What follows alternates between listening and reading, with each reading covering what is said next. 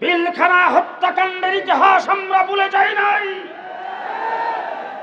2013 সালে শাপলা চত্বরের ইতিহাস বাংলার মানুষ কোনদিন ভুলে যাবে না।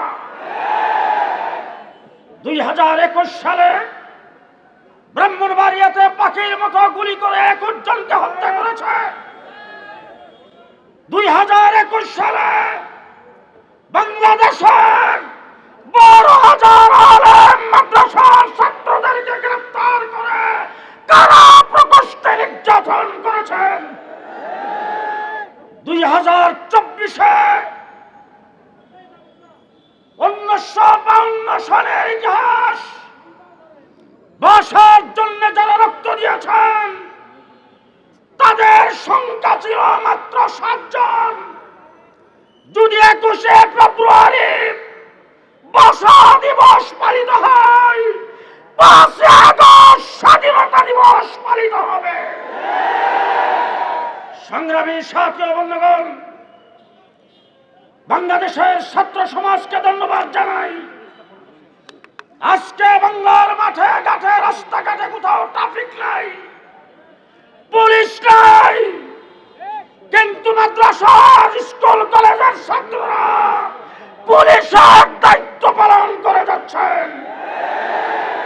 কলেজ ইউনিভার্সিটির ছাত্রদেরকে বলবো, আলেম ওলামায়ে কেরামুল মাদ্রাসার ছাত্রদের অবদানকে অবহেলার নজরে দেখলে চলবে না।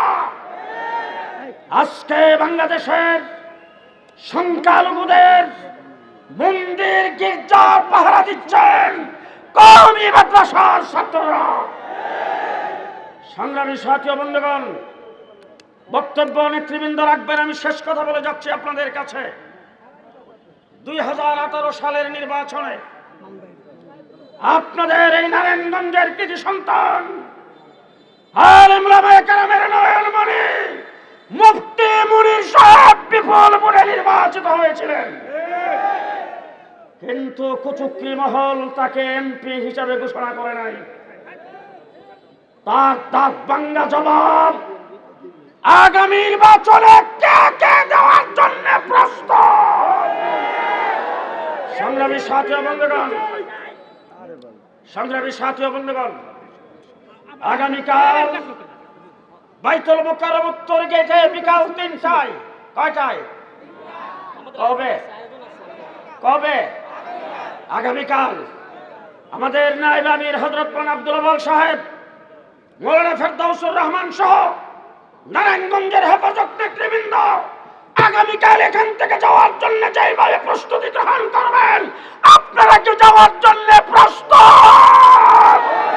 নাসরুম মিনাল্লাহ ফাতহুন কারীব, আবাশশিরিল মুমিনিন। আসসালামু আলাইকুম। সংগ্রামী জনতা, আজকের এই মহাসমাবেশের সংগ্রামী সভাপতি, মঞ্চে উপবিষ্ট হেফাজতে ইসলাম বাংলাদেশের কেন্দ্রীয় নেতৃবৃন্দ, সমবেত সহযোদ্ধারা,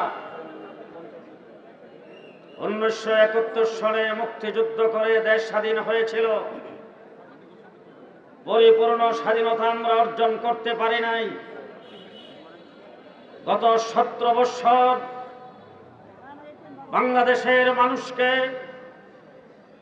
রক্তে রঞ্জিত করে, নির্যাতন করে, জগদ্দল পাথরের মতো আওয়ামী সরকার যে দুঃশাসন চালিয়েছিল, সেই দুঃশাসনের বিরুদ্ধে